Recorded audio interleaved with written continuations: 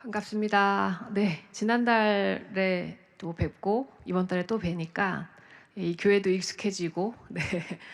그리고 저도 여기 오는 길이 더 짧게 느껴지는 것 같아요. 원래 첫 번째 길과 두 번째 길은 또 다르잖아요. 그래서 오늘 기대하는 마음으로 여러분과 함께 또 강의를 해보도록 하겠습니다. 네, 그 제가 화면 네 감사합니다. 제가 이제 두 번째 강의 제목은 오늘 강의 주제이기도 할 것 같아서 이렇게 좀 지어봤습니다. 하나님과 함께하는 인생의 후반전이라고 지어봤습니다. 네, 지난 시간에 한 달 전이잖아요. 그때 제가 왔을 때 이제 다음에 이제 야유회 가신다고 하셔서 그리고 지금 날씨가 좋아서 봄날이어서 좀 많이 다녀오시고 해서 지난달에 제가 했던 강의가 기억이 안 나실 것 같은 생각도 들기도 하지만 네, 네, 그렇지만 네, 괜찮습니다. 네, 오늘 강의가 더 중요하니까요. 네, 그래서 오늘 강의 하나님과 함께하는 인생 후반전을 우리가 어떻게 보낼 것인가 일단은 좀 저희가 심리학적인 내용과 그리고 나중에 성경적인 내용을 좀 통합해서 한번 보시면 좋겠습니다. 네, 자 우선 저희가 왜 중년기에 지금 여러분 소망세대께서 왜 내가 노년을 준비하고 지금 이 시간을 강의를 들어야 되냐라고 하신다면 이제 저는 좀 요 말씀을 드리고 싶어요. 일단은 지금 여러분이 지금 놓인 상황이 생의 전환기, 인생이 어떻게 보면 좀 바뀌는 시점이다라는 점에 있어서 굉장히 중요한 시점이라는 거. 그리고 이제 신앙적 관점에서는 앞으로의 삶에서 내가 어떻게 하면 지혜롭게 내 삶을 설계할 것인가. 요즘에 그 100세 시대가 됐죠. 그래서 여러분은 지금 인생의 절반을 오신 거거든요. 그래서 이 절반 남은 삶을 앞으로 어떻게 살 것인가. 저희가 이제 발달 심리학이나 이런 데서는 시계를 이야기를 해요. 사회적 시계라는 이야기를 합니다. 그러니까 생체학적 시계가 아니고 지난번에 제가 생체학적 시계에 대한 얘기를 드렸지만 그 사회적 시계에서는 사실 여러분들은 은퇴라는 걸 하게 되죠. 사회적 시계에서는 여러분들은 이제 어떻게 보면 내가 하던 일을 이제 그만하고 이제 물러나야 되는 시기이지만 하나님의 시간으로 보고 우리가 좀 더 넓은 관점에서 본다면 여러분의 삶에서는 지금 절반 정도 오셨다라고 보시면 좋을 것 같아요. 그럼 절반 정도 남은 삶을 앞으로 어떻게 살아갈 것인가 그 부분에 대해서 오늘 같이 보도록 하겠습니다. 네, 우선 이제 말씀드린 것처럼 이제 우리 중년에 대해서 이야기를 할 때 학자들은 전환기다라는 이야기를 합니다. 전환기는 말 그대로 이제 인생의 변화가 있는 시기, 그리고 내 삶을 재정비하는 시기라고 이야기를 합니다. 그래서 지금까지 살아온 삶에 대해서 여러분들이 평가하고 그리고 나서 앞으로 내가 어떻게 살 것인가 이렇게 바라보는 시기라고 이야기를 합니다. 그래서 이제 레빈스라는 학자는 이제 사실 이제 이 중년에 대해서 연구를 많이 한 학자인데 그분이 이제 말씀하시기를 우리는 이 중년 생의 전환기에 너무너무 중요한 시기이고 이때에 내 삶을 어떻게 평가하고 그리고 남은 삶을 어떻게 내가 또 구성해 나갈 것인가 이게 너무 중요하다라고 이야기를 하고 있습니다. 그래서 이때 이제 위기가 되는 게 여러분들도 같이 공감하시는 내용일 수 있는데 우선은 직업적인 안정성이 떨어지게 되죠. 내가 하던 일에서 아까 말씀드린 사회적 시계라는 부분에서 이미 시간이 다 했다라고 이제 이야기를 하게 되니까 사회에서는 그렇게 말을 하죠. 그럼 여러분들이 좀 나는 아직 할 수 있는 게 많을 것 같은데 나보고 이제 그만이라고? 라고 하신다면 좀 당황스러울 수 있죠. 그리고 또 하나는 부모님의 노화, 지난번에 저희가 말씀드렸던 내용이기도 한데 부모님의 노화를 보시면서 여러분들이 사실은 우리는 부모의 삶을 답습하는 경우가 많습니다. 그리고 부모의 삶을 학습하면서 내 삶이 이렇게 되겠구나라는 예상을 하게 되죠. 그러면서 나도 뭔가 부모님이 돌아가시면 저한테 오시는 중년분들이 이런 말씀 많이 하세요. 인생이 굉장히 더덥다.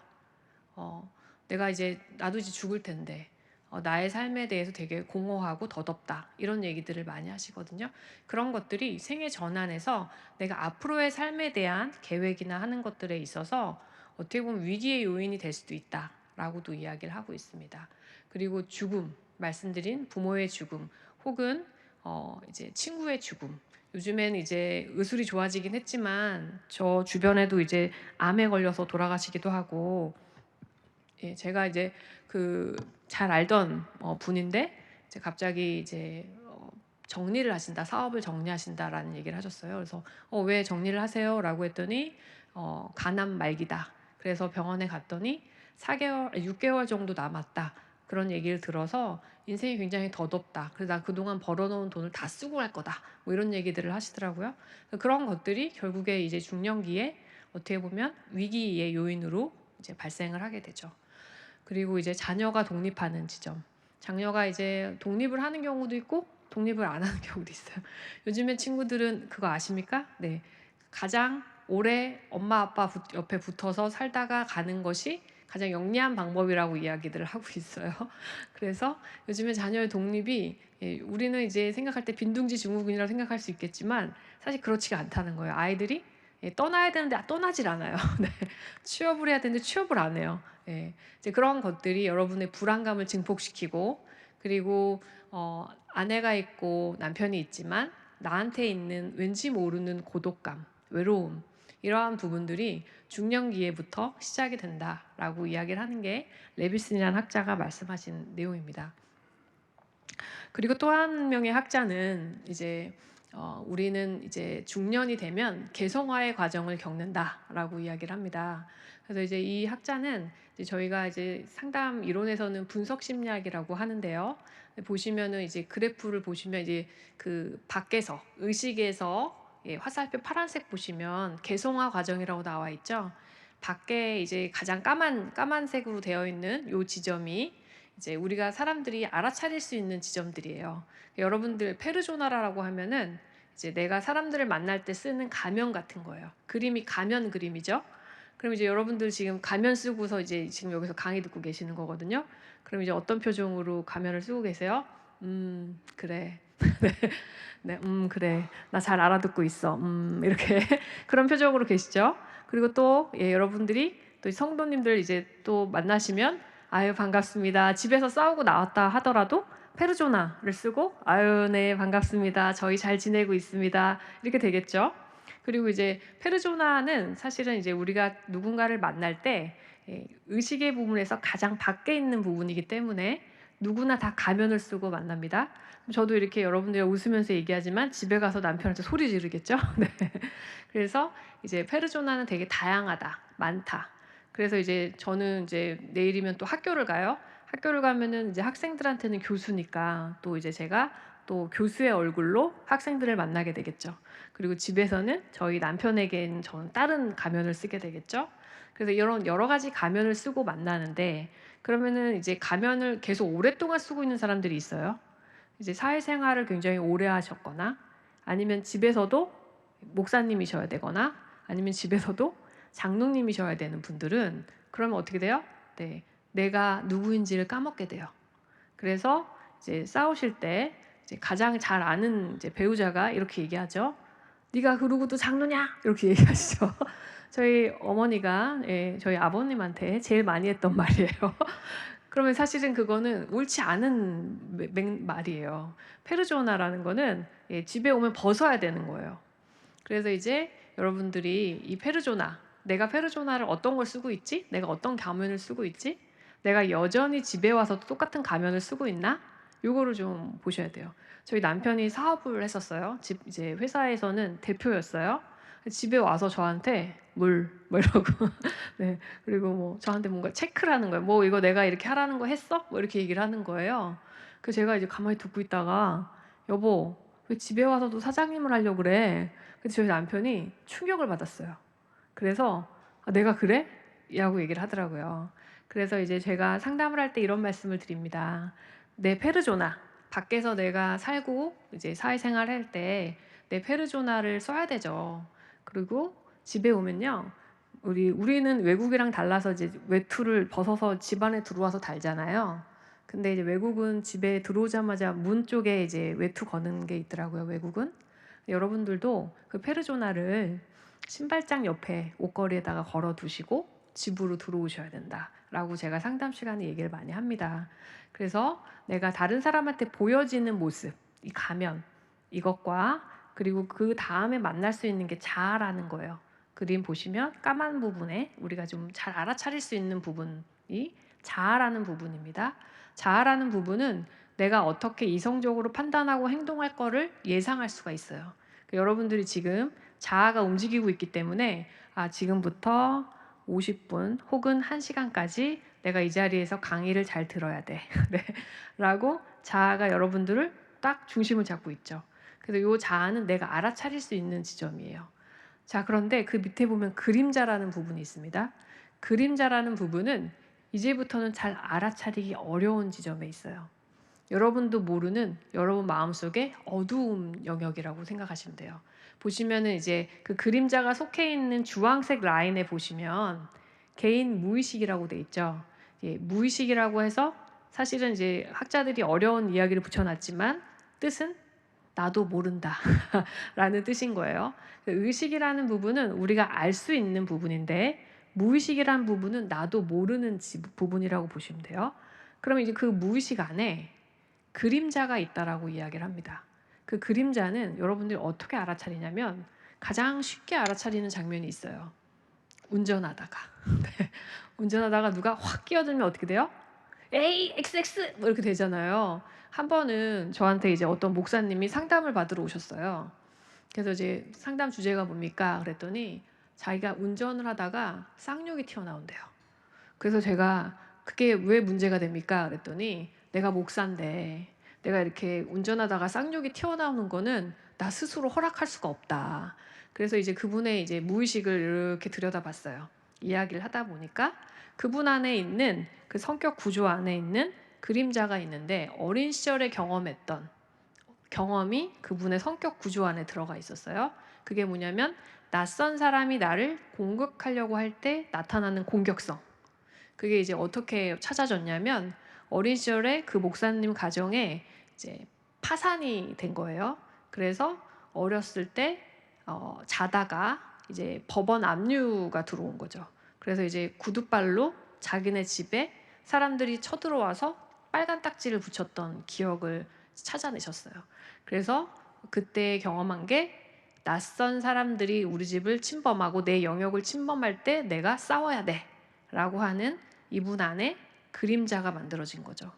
그래서 이제 목사로 훈련받고 그리고 이제 뭐 수련받고 하시면서는 그분들을 잘 몰랐는데 이분이 중년이 되시고 운전을 하시면서 깨닫게 되신 거예요. 그래서 여러분도 내 안에 있는 내가 모르는 부분들에 여러분의 어두운 영역, 그림자가 분명히 있을 수 있습니다. 그래서 이제 그게 언제 나오기 시작하냐면 중년 정도 되면 나오기 시작해요. 왜냐하면 우리 몸과 마음은 하나님이 신묘마직하게 만드셔서 이때쯤 되면요 나를 쫓아와요. 나를 좀 알아줘. 네 안에 내가 있어 라고 계속 쫓아옵니다. 한 분은 꿈을 꾸셨어요. 융이라는 학자는 꿈 분석이라는 걸 합니다. 꿈 분석을 하는 이유는 나도 모르는 내 영역을 그림자를 통합하기 위해서 꿈이 그 중에 하나라고 이야기를 하고 있어요. 이제 한 분이 꿈을 꾸셨는데 매일 밤 누군가가 자기를 쫓아온대요. 막 쫓아와서 야 하면서 막 쫓아온대요. 그래서 맨날 땀을 뻘뻘 흘리면서 깨시는 거예요. 도대체 누구지? 근데 상담을 받으시면서 상담자가 이렇게 얘기했어요. 그 쫓아오는 사람을 한 번은 뒤로 갑자기 확 돌려서 얼굴을 한번 마주해 보세요. 라고 얘기를 했어요. 그럼 꿈에서는 사실 우리가 우리를 컨트롤할 수 있잖아요. 그래서 그분이 이제 그 얘기를 듣다가 한 번은 정말로 꿈을 꾸다가 누군가 나를 또 막 내 이름을 부르고 쫓아오는 그 사람을 돌려서 쳐다봤어요. 그때 누구였을까요? 정답. 제가 상품을 못 갖고 왔는데 네, 자기 자신이었어요. 네, 자기 자신이 쫓아오고 있었던 거예요. 그래서 그 자기 자신을 이제 통합을 해야 되는. 그래서 나를 막 쫓아오는 건 결국에 나였다. 그래서 여러분 안에 여러분을 불안해하게 하고 여러분을 힘들게 하는 게 있다면 사실은 여러분의 마음이라는 거예요. 그래서 우리는 이 그림자를 확인해 볼 필요가 있다. 예. 그리고 이제 그 밑에 내려가면 노란색이 있죠. 집단 무의식이라는 겁니다. 집단 무의식이라는 거는 우리 안에 여러분도 모르게 여러분의 부모님 그리고 부모님 그 윗세대부터 내려오는 공통된 영역이 있다. 그 정신이 있다라고 이야기를 해요. 그래서 그 안에 있는 것 중에 하나가 아니마 아니무스라는 게 있습니다. 이름이 어렵긴 하지만 아니마라는 거는 내 안에 있는 여성성. 우리 남자분들 계시잖아요. 남자분들 안에 있는 나도 모르는 내 여성성. 그리고 아니무스는 여성분들, 나도 모르는 내 안에 있는 남성성. 이것들이 중년에 와서는 하나가 되어야 된다는 거예요. 그래서 제가 지난번에 말씀드렸잖아요. 중년이 되면은 내가 여자이지만 남자인 것 같고, 그리고 내가 남자이지만 여자인 것 같고, 그게 결국에는 여성성과 남성성이 통합이 돼야 되는 시기라는 거죠. 그래서 여러분들이 예전에는 안 그랬는데 예쁜 꽃을 보면 사진 찍고 싶고, 예전에는 안 그랬는데 뭔가 도전하고 싶고, 여성분들은 그게 뭐냐면 내 안에 집단 무의식 안에 들어있는 여성성과 남성성을 이제는 내가 나한테 통합해야 되는 시기다라고 이야기합니다. 그래서 이제 그 까만 라인에서부터 또 다시 그 안에 정말 핵심적인 자기, 그 방향으로 가는 것을 개성화라고 합니다. 그럼 우리 그리스도인에게 이 자기라는 것은 결국에는 하나님을 닮은 나의 형상의 모습으로 가는 거겠죠. 그런데 만약에 여러분들이 요 개성화 과정에서 이 자기, 요 셀프, 가장 밑에 있는 노란색 밑에 있는 이 자기에게 다가갈 때 내가 하나님을 닮은 그 형상의 모습이 아닌 내가 추구하는 바의 셀프로 간다면 사실은 또다시 공허해지고 외로워질 가능성이 높습니다. 그렇기 때문에 그리스도인에게 자기는 하나님의 형상을 따라 하나님과 나와의 정체성, 하나님의 자녀로 된 내 정체성의 자기로 다가가는 것을 의미합니다. 그래서 이제 구스타프 융이 말한 것을 기독교적으로 좀 더 통합을 한다면 결국에 우리는 내가 페르조나, 내 자아로 그리고 내 섀도우로 여러 가지 모습으로 살아온 내가 하나님의 자녀인 내 정체성을 따라가는 이 셀프의 과정을 갈 때, 그때 나라는 사람이 온전해진다라고 이야기하고 있습니다. 그래서 지금 그림을 보시면서 이제 제가 말씀드렸던 부분인데요.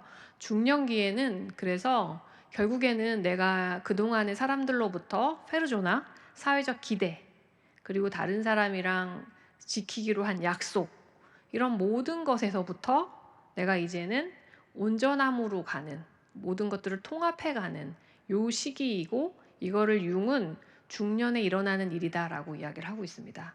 그래서 결국에는 의식과 무의식이 통합이 되고, 그리고 나의 자기로서의 여정, 그게 결국에는 내가 에고, 자아 중심이 아닌 정신, 푸시케라고 하는데요. 정신으로 가는 요 여정이다. 그럼 여러분 생각해 보시면요.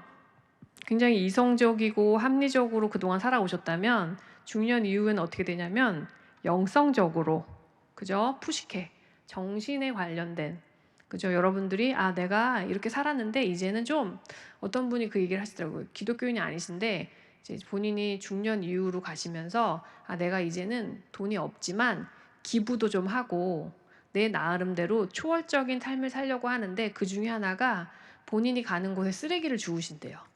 자기가 이제 둘레길을 걸으면서 자기가 가방을 하나를 메고 가셔서 내가 이 사회에 어떤 도움을 줄까? 그래서 나는 하나님을 모르지만 그래도 다른 사람한테 이롭게 하려고 나는 쓰레기를 주워요. 둘레길을 돌면서 내가 쓰레기를 줍는 게 나는 어떻게 보면 내 삶에서 내가 잘하는 일이라고 생각해요. 라고 이야기를 하시더라고요. 그래서 결국에는 내면의 중심에서 삶의 의미와 목적을 추구하는 이러한 여정을 가는 것을 개성화의 과정이라고 이야기합니다. 결국에 우리는 이제 남은 50년이 내 인생의 통합의 시간이라고 생각을 하시면 좋을 것 같아요.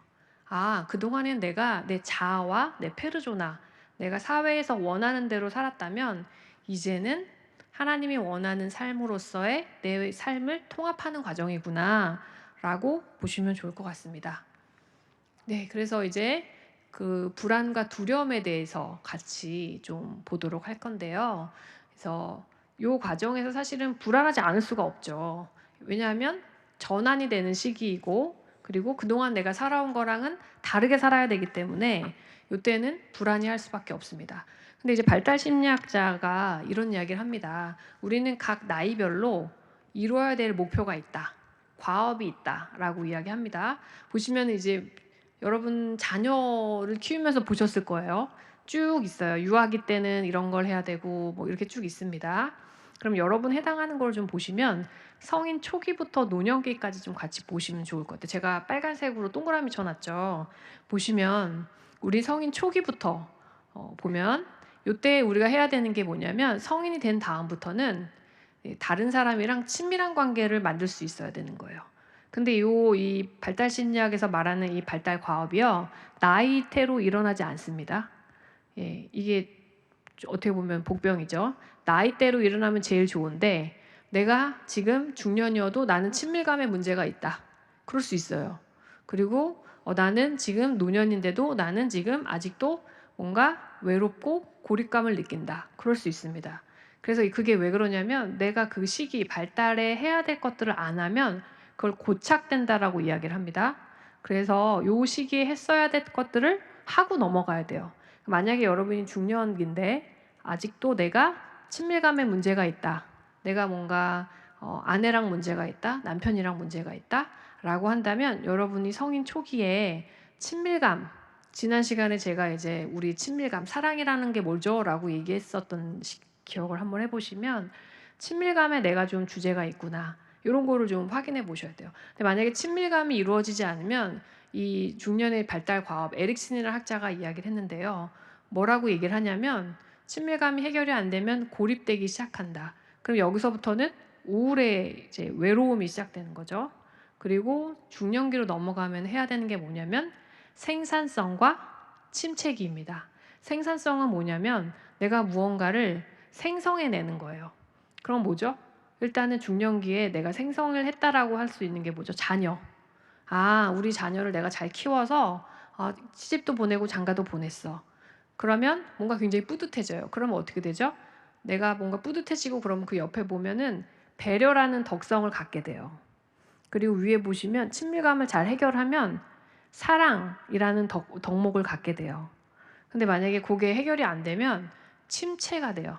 침체라는 거는 되게 우울해지고 가라앉는 기분, 이런 걸 경험하게 된다는 거죠.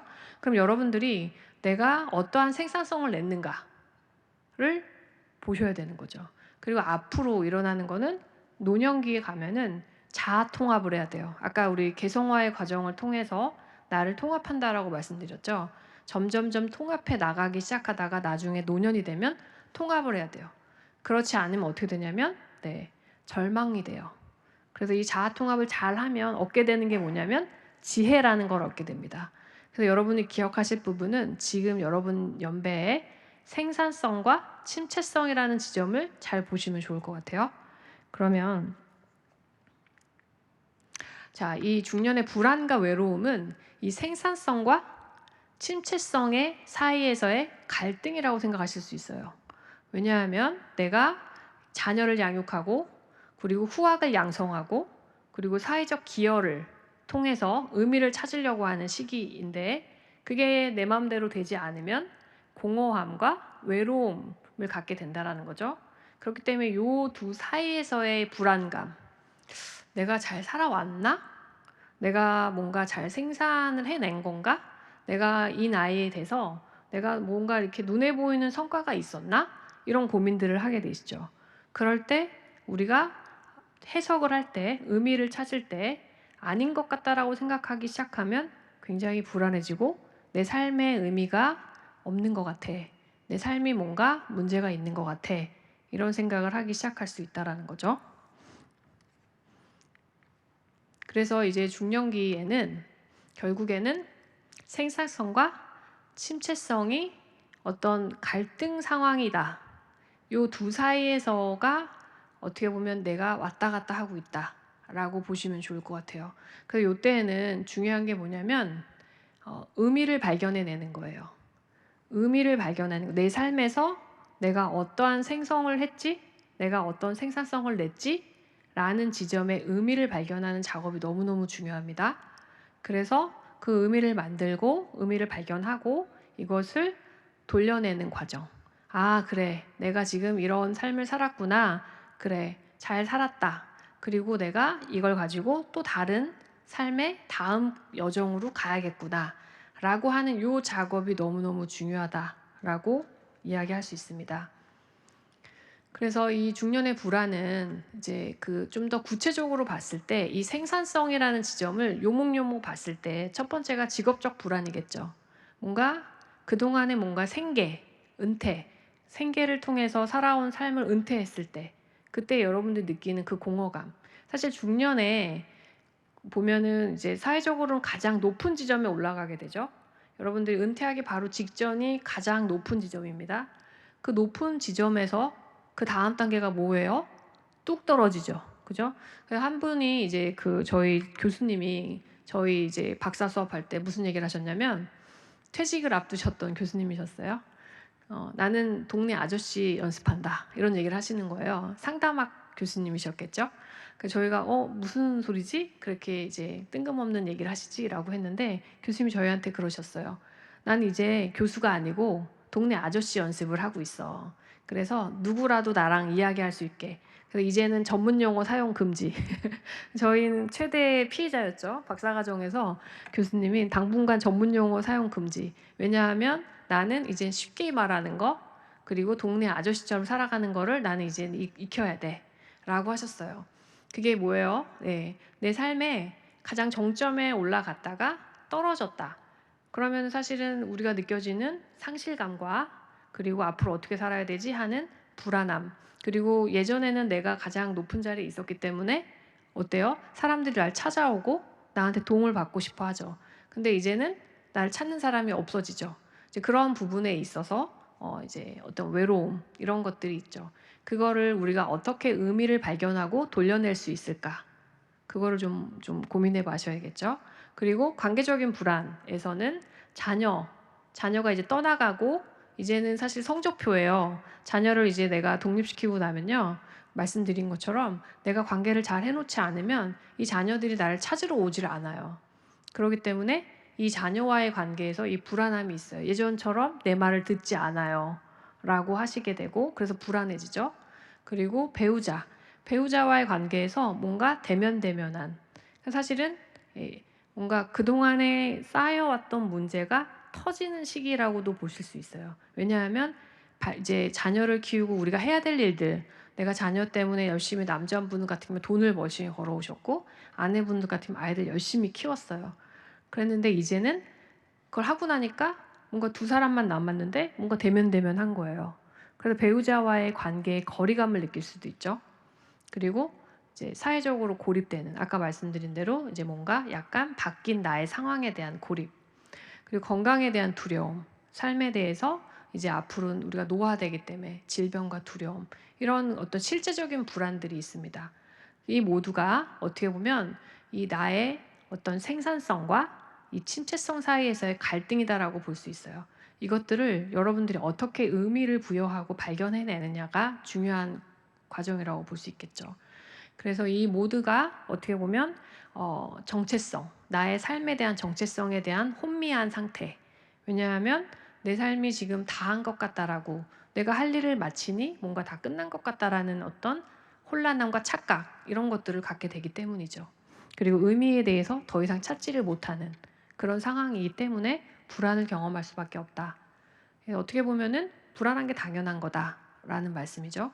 그래서 이제 이거를 좀 본다면 영적인 관점에서 본다면 또 이제 내가 그동안 열심히 살아온 방식대로 신앙생활을 하기 때문에 하나님과의 관계에서도 거리감을 경험하게 되고 신앙의 침체를 경험하게 됩니다. 그것이 내가 그냥 해오던 대로 계속 봉사하고 교회 나가고 하다 보면 내가 지금 내 삶이 어디에 있지? 내가 어떻게 살아야 되지? 하는 어떤 이런 의미나 이런 것들을 발견해내지 않는다면 그렇다면은 뭔가 대면대면한 어떤 나의 신앙생활에 대해서 점검하게 되죠. 그리고 기도를 뭔가 간절히 했는데 그동안 했는데 응답되지 않는 그것 그리고 뭔가 죄책감 내가 뭔가 잘 해온 게 맞나? 하나님 뜻대로 사는 게 맞나? 뭐 이런 것들을 점검하다 보면은 뭔가 침체되는 이러한 거를 경험하게 되죠. 그리고 이제 성경의 인물들도 뭔가 내가 잘 살아왔을까? 하나님 앞에서 욥이 보면은 욥기에 보면은 이제 막 친구들이 와가지고 막 얘기하면서 본인 잘못을 막 찾아내잖아요. 그 안에서 계속 내가 이대로 내가 이렇게 사는 게 맞나? 라고 하는 이런 고민들, 이런 것들이 있다. 근데 이것들이 결국에는 우리 앞에서 심리학자들이나 이야기한 것처럼 너무너무 당연한 거다.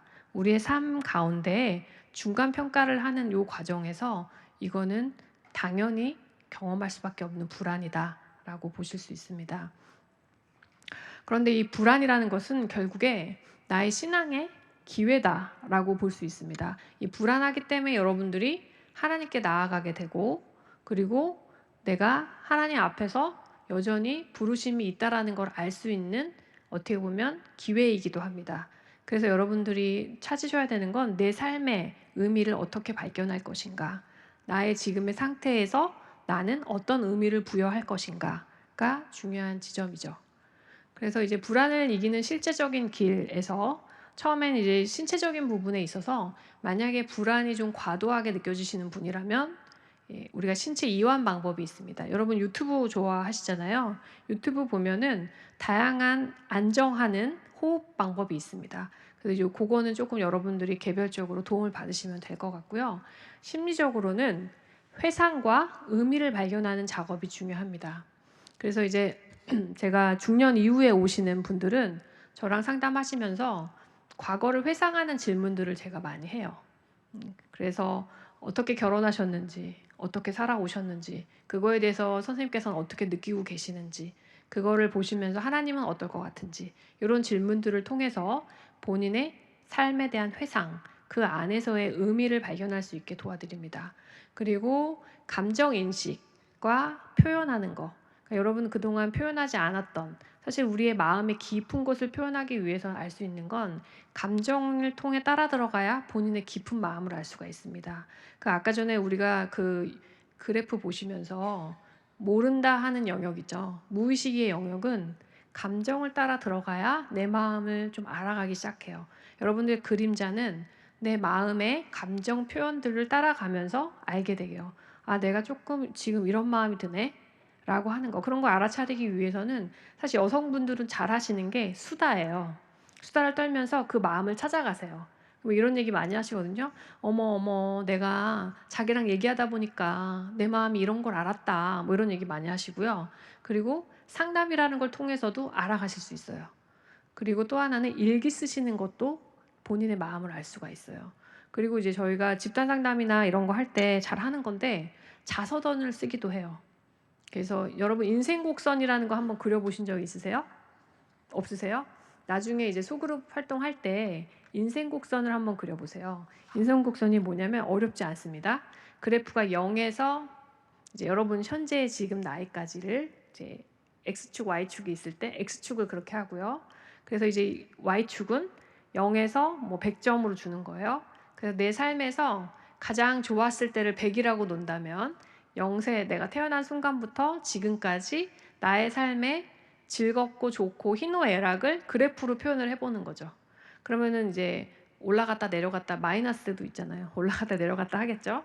그걸 통해서 내 삶을 한번 돌아보는 거예요. 이렇게 좀 본인의 삶에 대해서 회상하고 인식하는 거. 그래서 요거를 같이 나누는 거. 이게 너무 중요하죠. 그래서 제가 여러분 졸릴 때쯤 활동할 수 있는 걸 하나를 갖고 왔는데 잘 안 보이실 수 있겠죠. 제가 그래서 질문을 하나 읽어 드릴 거예요. 그래서 지금 뭘 할 거냐면 제가 질문을 이제 드릴 테니까 들으시면서 한번 회상해 보세요. 의미를 발견하기 위한 질문입니다. 첫 번째, 당신의 인생에서 특히 기억에 남는 것이나 가장 소중하다고 생각하는 것은 어떤 것입니까? 한번 생각해 보세요.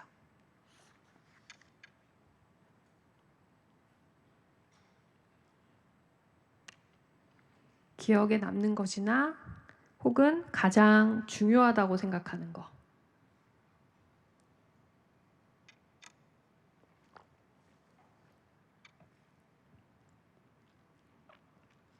있겠죠? 네. 그리고 두 번째 질문 드리겠습니다. 당신이 가장 생기 있었던 때는 언제입니까?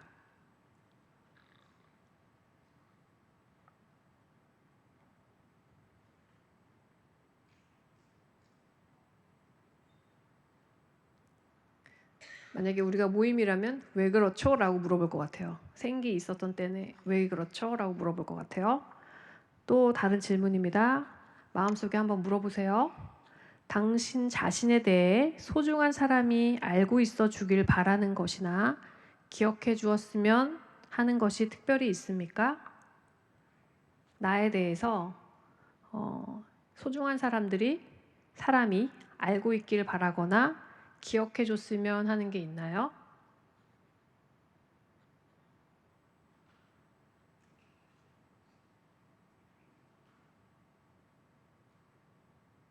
만약에 그거를 그 가족들이 알고 있을까요?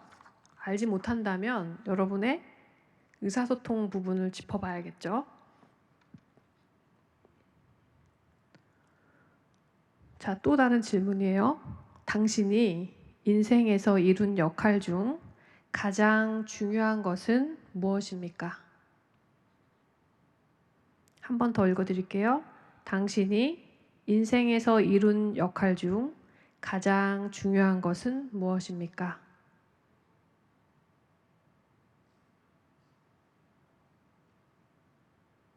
왜 그렇죠?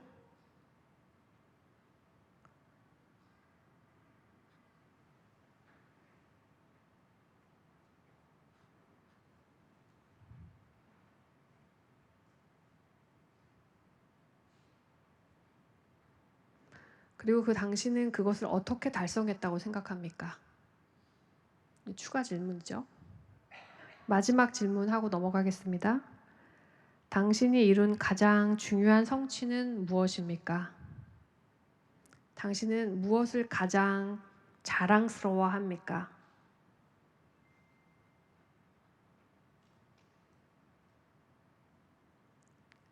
스스로에게 질문해 보십시오. 그러면 그동안에 여러분들이 가치를 두었던 것들을 알아차리게 됩니다. 저는 몇 년 전까지만 해도 이 질문에서 제 박사학위가 제일 중요하다고 생각했었어요. 네. 왜냐하면 박사학위를 따기까지 너무너무 고단하고 힘들었어요. 경제적으로 여러 가지 시집살이 하면서 박사를 따였어야 했기 때문에, 그리고 시어머니가 아프셨기 때문에 여러 가지 고난 가운데서 제가 공부를 했어요. 근데 그 과정에서 제가 이룬 이 박사가 너무 중요하다고 생각을 했습니다. 근데 제가 박사를 하고 나니까 너무 허무한 거예요. 너무너무 공허하고 너무너무 허무하고 이게 뭐라고 이런 마음이 들기 시작하고 그때부터 약간 우울해지기 시작했어요. 그리고 하나님 앞에 기도를 했는데 중요한 거는 박사가 아니고 함께했던 가족들이라는 거를 제가 깨닫게 됐고 또 함께했던 하나님이라는 걸 깨닫게 됐어요. 그러고 나서 제 삶이 조금 기뻐지고 즐거워지더라고요. 그래서 이제 여러분들이 요 질문들, 사진 찍으시는 분들 계시니까 요거 갖다가 이제 아내랑 오늘 참석하지 못했다면 내 남편이랑 같이 좀 질문하고 아니면 친구들이랑도 한번 질문해 보시고 이게 결국에는 나의 삶에 대해서 돌아보고 의미를 발견하는 좋은 질문들입니다. 나를 좀 평가해 보고 스스로 아까 우리 처음 시작할 때 말씀드렸잖아요. 생애 전환기에 나에게 내 내면에게 질문을 해서 평가하고 다시 재점검해서 나아갈 길을 정해야 되기 때문에 이 질문들을 여러분 스스로 내면에게 한번 던져보시면 좋겠습니다. 네, 사진들은 다 찍으신 것 같죠? 네, 그래서 우리가 이제 불안을 이기는 실제적 길, 지금까지 제가 말씀드린 것처럼 불안은 너무 당연한 거다. 삶에서의 지금 중년기의 불안은 너무 당연한 거다. 그렇지만 그 불안을 우리가 이겨내는 건 내 삶에서 의미를 발견하고 그거를 돌려내서 새로운 방향을 찾는 건데 그때에 내가 하나님 안에 머무는 거, 하나님 안에서 내 이 불안한 가운데서 안정감을 느끼는 거, 그 방법 중에 하나가 성경 그대로 기도하고 묵상하는 겁니다. 여러분들이 이제 쓰시는 방법인지 아닌지는 모르겠어요. 그래서 이제 저가 이제 불안할 때 가장 도움을 받았던 지점은 여러분들 시편이나 복음서에 여러분을 등장인물로 거기다 이 꼽사리 끼는 거예요. 예를 들면 네, 그 예수님이 이제 그 혈루병 걸린 여인을 고쳐주고자 해서 모였을 때 예수님을 중심으로 사람들이 막 모였었죠. 그때 이제 그 군중 중에 나를 하나를 두는 거예요. 기도하시면서 본문을 읽고 그걸 상상을 하시면서 거기에 나를 넣는 거예요. 거기에 넣어서 하나님과 나, 예수님과 나 사이에서 어떤 게 벌어지고 있고, 그리고 나서 하나님은 나한테 뭐라고 말씀하시는지, 그래서 이제 고백 기도를 하게 되는 거죠.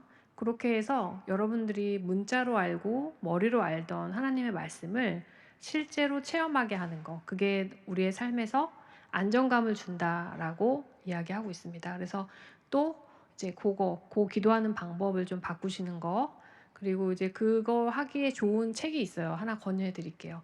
제목이 성경 그대로 기도하기, 규장 출판사에서 나온 건데요. 거기에 나오는 그 책대로 기도하시면 이제 하나님을 조금 더 입체적으로 만나실 수 있습니다. 기도하는 방법이고요. 또 하나는 영적 의미를 재부여하는 겁니다. 그래서 이제 우리 뒤에서 같이 보도록 할 겁니다. 자, 그래서 이제 이 불안과 두려움에 대한 어떤 부분을 우리가 같이 나눴고요. 이제 자녀 독립 이후에 여러분들이 느끼는 외로움과 그리고 정체성의 부분에서 같이 좀 보도록 하겠습니다. 자, 우리 중년의 외로움, 공허함 이 부분에 있어서 이제 심리학에서는 이렇게 얘기합니다. 기본적으로 연결의 부재다. 내 내면이랑 다른 사람이랑 연결되어 있는 게 끊겨 있다라고 이야기를 하는 겁니다. 그 끊겨 있는 대상이 내 가족일 수도 있고 하나님일 수도 있다라는 거죠. 왜 그럴까요? 열심히 살다 보면 내면을 돌아보기가 힘들기 때문에 연결된다는 느낌을 받기 어려울 수 있습니다. 그래서 중년기에 이제 외로움이 깊어지는 이유 중에는 자녀의 독립, 그리고 배우자와의 거리, 그리고 말씀드린 대로 친구나 뭐 가족의 부모의 죽음, 그리고 사회적 역할의 감소, 이러한 것들, 그리고 가장 중요한 거는 더 이상 내가 필요 없다라고 느껴지는 그 느낌, 그런 느낌이 나에게 외로움을 주죠. 그래서 이제 심리적 관점에서 가장 중년기에 느끼는 공허감 중에 빈둥직 증후군이 있다. 이거는 많이 들어보셨죠. 자녀가 독립해 나갈 때 부모가 느끼는 외로움. 그동안에 사실 우리의 역할 중에 가장 큰 역할이 부모라는 역할이었는데 거기서부터 우리가 이제 해방되죠. 전 좋을 것 같긴 한데 저도 이제 저희 아이가 대학교 3학년이에요. 근데 그 아이가 작년에 유럽 여행을 갔는데 한 달 넘게 집에 없더라고요.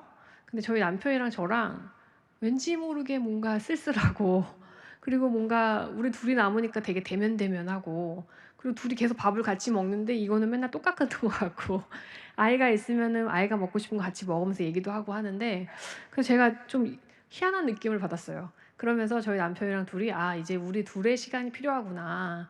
그러면서 둘이 좀 이제는 그때부터 아이 그 계기로 저희가 이제 부부끼리 만나서 얘기도 좀 나누고 그리고 남편이랑 산책도 하는 시간을 좀 더 정기적으로 가지면서 그리고 남편의 흰머리를 염색도 해주고 네. 그러면서 더 가까워졌던 것 같아요. 그래서 이제 이 배우자와의 거리 요것을 좀 이렇게 좁혔던 것 같아요. 그리고 이제 목적의 상실 이것들이 우리한테 외로움을 주기도 한다. 내가 그동안 열심히 살아왔어야 했던 이유들이 사실은 자녀가 되게 컸죠. 그리고 그 다음에 뭔가 성취하고자 하는 것들. 그리고 이제 어떻게 보면 정체성의 혼란. 내가 뭔가 다 한 것 같은데 이거는 이쯤 되면 뭔가 결과가 나와야 될 것 같은데 내 삶에서 뭔가 이제 열매가 나와야 될 것 같은데 아니네 라고 하는 이런 혼란함 이러한 것들이 어떻게 보면 우리에게는 외로움과 공허감을 줄 수 있다. 그리고 이제 그 자녀 독립에 대해서 우리가 이제 의미 부여할 부분이 뭐냐면 이제 자녀는 하나님의 소유이다. 우린 청직이다. 어찌 보면 그동안의 삶에서는 물리적인 어떤 양육을 위해서 여러분들이 노력하셨다면 이제는 기도로 동행을 하셔야 되는 시기이다. 자녀로부터 약간 떨어져서 기도로 동행하는 시기다. 청지기적인 어떤 관점으로 바라봐야 된다라고 말씀드리고 싶고요. 영적 관점에서 이 외로움과 공허감은 이제 중년기에는 기존에 내가 해왔던 신앙 체계에 대한 의문이 들기 시작한다라고 이야기하고 있습니다. 그래서 이때에는 더 깊은 영적 의미를 추구하는 전환의 단계다라고 이야기하고 있어요. 중년기에는 대부분의 학자들이 다 동일하게 이야기하는 게 뭐냐면 전환의 시기이다라고 이야기를 하고 있습니다. 그래서 이 과정에서 이 공허감, 영적 공허감, 고독 이런 것들이 당연히 있을 수밖에 없다라고 이야기를 합니다. 그래서 이제 제가 또 그 증거로 네, 중년의 신앙 발달 과업이에요. 그래서 이제 아까도 발달 심리학자들의 그 발달 과정을 보여드렸죠. 그게 꼭 그 나이대로 일어나지 않습니다. 근데 이제 여러분이 내가 어디에 들어가 있지라고는 한번 보실 필요는 있어요. 보시면 제가 여러분들이 포함되어 있을 법한 단계를 가지고 왔어요. 앞에는 우리가 어린아이, 아동기에 있는 뭐 이렇게 좀 직관적이고 문자적인 하나님이 이런 분이래라고 하는 이런 과정이라면 성인이 들어면 나타나는 이제 신앙적인 어떤 발달에서 개인적 반사적 신앙이라고 돼 있죠.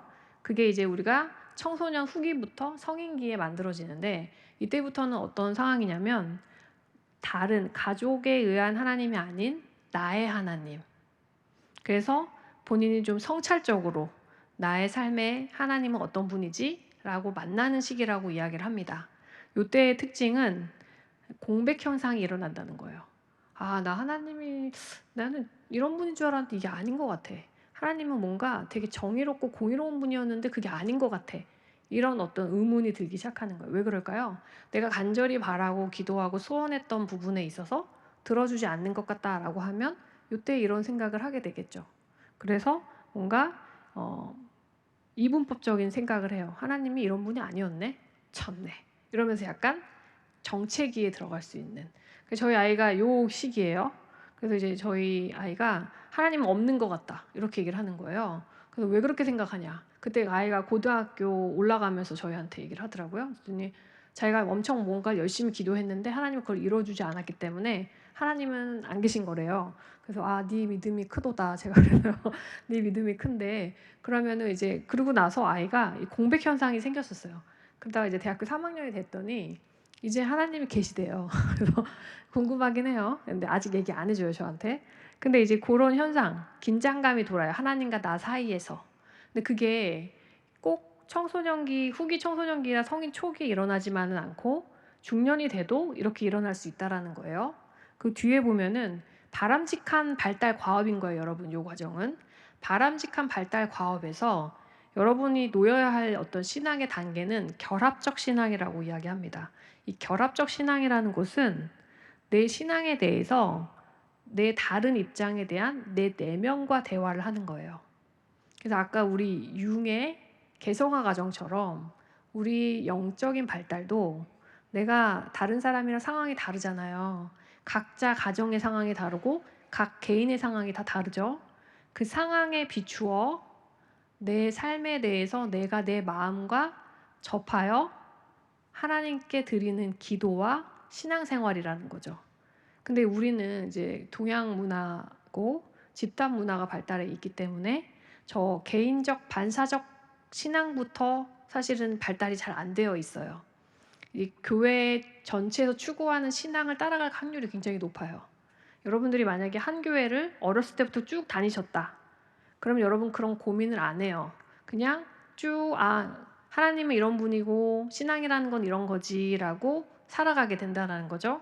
근데 거기에서 개별적으로 성장하기 시작할 때 4단계 개인적 반사적 신앙이 생기기 시작한다. 이게 바로 성찰적 신앙이라는 거고 그게 일어날 때 우리는 혼란스럽고 긴장되고 공백 현상이 생긴다는 거예요. 만약에 내가 하나님과 대면하고 뭔가 공허하고 그런 마음이 있다라면 여러분은 개인적 반사적 신앙 가운데 있다. 그거는 여러분이 성장의 지점에 있다. 그리고 이 정체됐다고 느껴지지만 사실은 이거는 나는 발달하는 중이다 라고 보시면 좋을 것 같고요.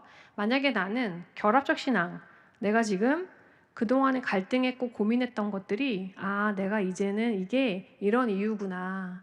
예를 들면 내가 간절히 기도하고 바래서 내 배우자가 아니면 내 자녀가 하나님 앞에 나왔으면 좋겠다라고 기도했는데 그 오랜 시간 기도했는데 하나님이 들어주지 않으셨어요.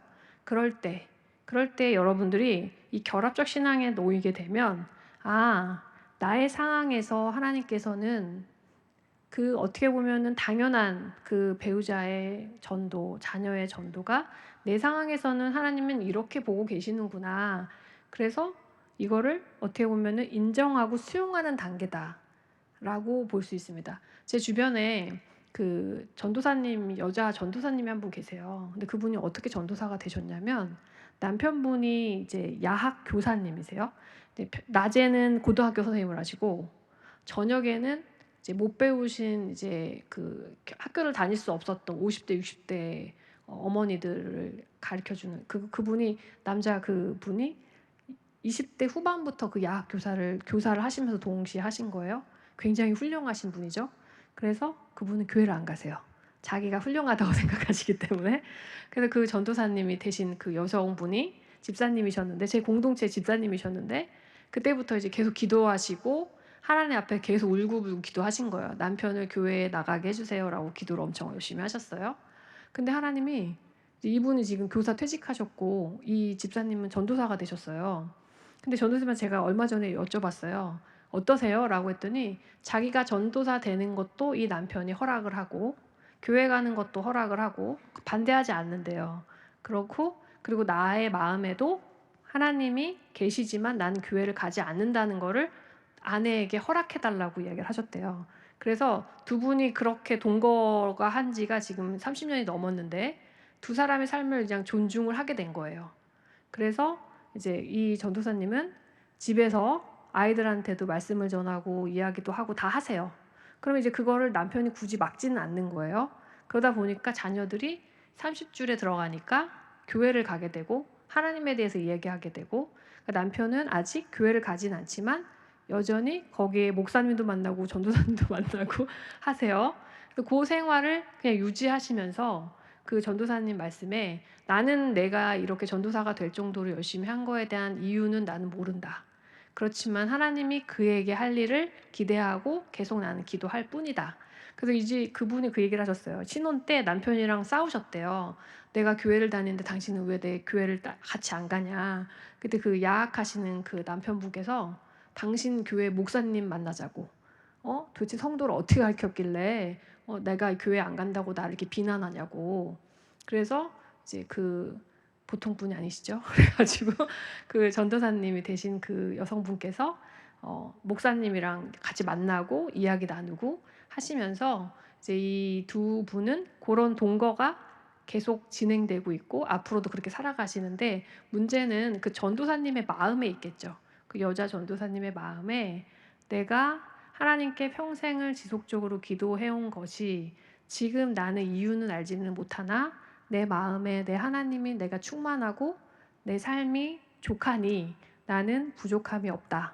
그리고 언젠가 그에게 하실 하나님을 믿는다. 그럼 어떻게 보면은 이제 결합적 신앙으로 이제 가게 된 거죠. 그 신혼 초반에 개인적 반사적 신앙에서 결합적 신앙으로 가기까지 이분은 전도사님이 되신 거죠. 네.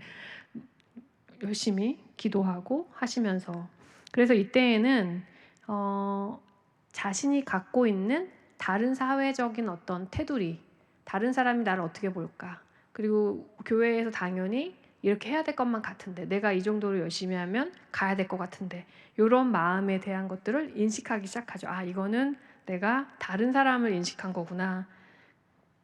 하나님의 뜻과 하나님의 시간과 하나님의 계획대로 하나님이 이루어 주시겠구나. 그걸 인정하고 수용하게 된다라고 하는 게 결합적 신앙입니다. 그래서 요 시기가 중년에 일어나는 과정이다. 그래서 보통은 이제 학자들이 이야기하기는 이 개인적 반사적 신앙에서 결합적 신앙으로 가기까지가 굉장히 외롭고 공허한 시기. 왜냐하면 나만이 알고 있는 고민이고, 그죠? 나만이 경험하는 시기이기 때문에. 그래서 하나님은 그 내용을 알고 계시기 때문에 이 시기가 참 외롭고 힘들고 공허한 시기다라고 이야기를 합니다. 네, 그래서 우리는 이제 이 시기에 결국에는 이제는 내가 하나님과 함께하는 삶, 그동안의 역할과 그동안의 다른 사람이 말하는 것들이 아닌 나에게 집중을 해서 나를 보는 어떤 시기. 그래서 이제는 하나님과 나를 중심으로 삶을 전환해야 되는 시기, 영적인 시기에서는 이렇다라고 이야기를 하고 있습니다. 우리 처음 시작할 때 생애 전환기다라는 말씀 드렸죠. 신앙에도 전환기입니다. 이제는 나는 내 마음속에 나의 하나님과 어떻게 살아갈 것인가, 그리고 나는 여전히 하나님 자녀이고 부르심이 안에 있다라는 것을 확인하셔야 되는 시기입니다. 그래서 이제 엘리야가 이제 열심히 사역을 하다가 하나님한테 뭔가 되게 허무한 마음을 가지고 죽기를 간청하는 지점이 있죠. 기억나시죠? 예, 그 이사벨이었나요? 그 여왕과 막 다투고 모함을 당하고 하면서 열왕기 상에 보면은 엘리야가 하나님 앞에 죽기를 간청합니다. 하나님, 제가 정말 최선을 다했는데 너무 허무하고 힘듭니다.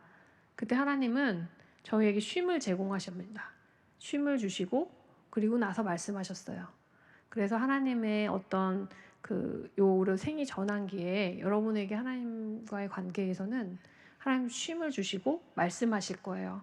그래서 일단 수고하고 애쓴 나를 여러분 격려해 주시고, 그리고 나서 잘 쉬신 다음에 하나님이 나한테 뭐라고 말씀하시지?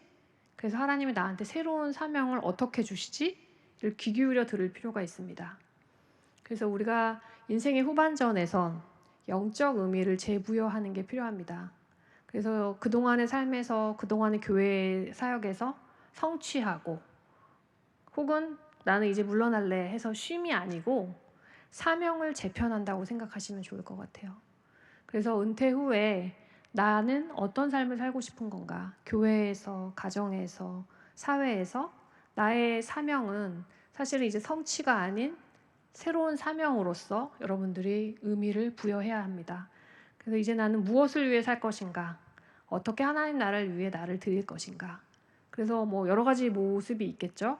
이제 그거를 좀 고민해 보시면 좋을 것 같아요. 제가 있는 예전에 박사과정 학교에서 한번 연락이 온 거예요. 영락교회 권사님들이. 근데 이제 그분들이 나이가 좀 많이 드신 권사님들이셨는데 저희한테 연락을 하셔서 자기네들은 이제 연세가 많으셔서 교회 사역은 못하고 뒤로 물러나서 기도 모임을 하시는데 자기네들이 기도하시면서 모은 헌금이 있다. 근데 그걸로 기도 중에 하나님이 선교사 자녀를 도와라 라는 말씀을 주셨대요. 저희 학교가 이제 선교사 사역을 많이 하는데 그래서 선교사 자녀들을 위한 상담센터를 좀 만들면 어떻겠냐. 우리가 후원하겠다. 그래서 이제 그분들이 이제 그런 후원 작업을 해주셔서 저희가 선교사 자녀 상담 프로젝트를 한 적이 있어요. 그래서 그때 되게 배웠어요. 아, 이제 교회 어른이 되면 이렇게 기도하고 그리고 새로운 사명을 부여받고 대신에 그분들은 지속적으로는 하기는 어렵다고 하시더라고요. 프로젝트식으로. 그래서 이제 그렇게 하는 것도 되게 좋은 방법이구나. 이런 걸 좀 알게 됐습니다. 그래서 여러분에게 한번 스스로 물어보시면 좋을 것 같아요. 중년기 이후에 나의 소명이 유효한가? 하나님의 부르심은 결국엔 평생 지속되는 건데, 예, 나의 부르심은 뭐지? 네, 한번 고민해 보시면 좋을 것 같아요. 그래서 중년에는 사명의 전환점이다. 단절이 아닌 사명의 전환점이다. 내가 어떤 삶을 하나님한테 부르셨던 그 목적에 따라 어떤 방식으로 살 것인가. 사실은 사명은 그대로이고 행하는 방식이 바뀌는 거겠죠. 어떤 방식으로 내가 바꿔나갈 것인가. 그래서 제2의 부르심이라는 것은 삶의 후반부에서 새롭게 발견하는 하나님의 목적.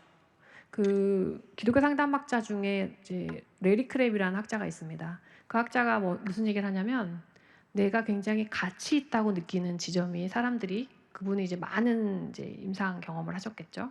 사람들이 내가 가장 가치 있다고 느끼는 것이 두 가지가 있다. 내가 가치 있는 사람이야 라고 할 때 느끼는 지점 두 가지가 뭐냐면 하나는 내가 어떤 목적과 어떤 목표로 살아가는 사람인가를 깨닫는 사람.